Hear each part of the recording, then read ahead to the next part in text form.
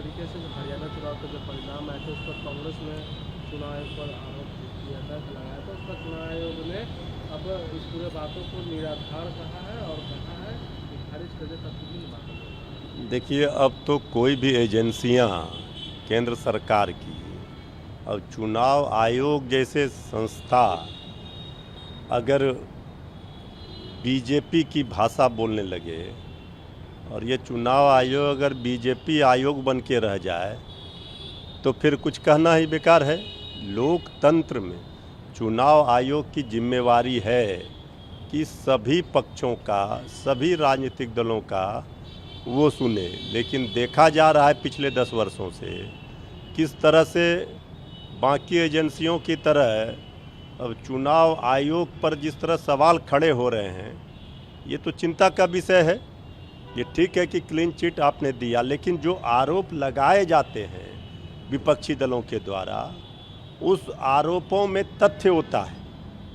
उस आरोपों को गंभीरता से देखना चाहिए और इस पर कार्रवाई होनी चाहिए। लेकिन यहाँ तो अब सब चीज़ सरकार के इशारे पर ही होना है।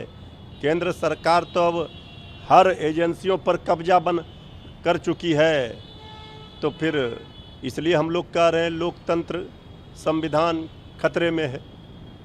ये जिस तरीके से दिल्ली में जो पटाखों का बैन किया गया है, पॉल्यूशन को लेकर, बीजेपी के सांसद दिनेश शर्मा उन्होंने कहा कि ठीक है अभी बैन लगा रहे हैं, लेकिन जब 25 दिसंबर को असली कोहरा शुरू होगा तो बैन हटा देंगे।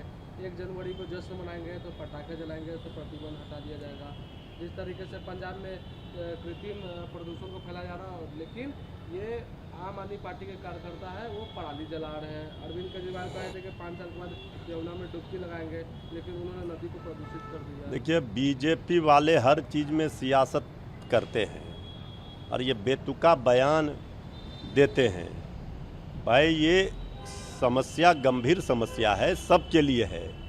सबको जहरीली हवा सांस लेना पड़ रहा है। ये बीजेपी आम आदमी पार्टी की लड़ाई में आम लोग की जान चली जाएगी। ये क्या बोल रहे हैं बीजेपी वाले? सभी लोगों की जिम्मेवारी बनती है, पक्ष हो विपक्ष हो जनता हो, हर लोग किस तरह से दिल्ली का या हर जगह का कैसे पर्यावरण हम बचाएं, कैसे प्रदूषण जहरीली हवा कम करें, इसके लिए सोचना चाहिए। ये सियासत का विषय नहीं है।